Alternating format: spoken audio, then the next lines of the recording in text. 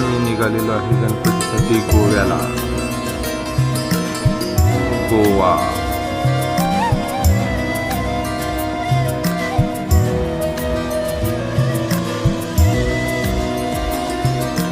गणपतीचा विधी करण्यासाठी इथे आलेलो आहे गुरुजींजवळ आणि इथे हे मंदिर आहे, मूळ पुरुषाचं मंदिर आहे, जे इथलं श्रद्धास्थान मानलं जातं आणि हा विष्णूचा अवतार मानला जातो. हे आहे मूळ पुरुषाचं मंदिर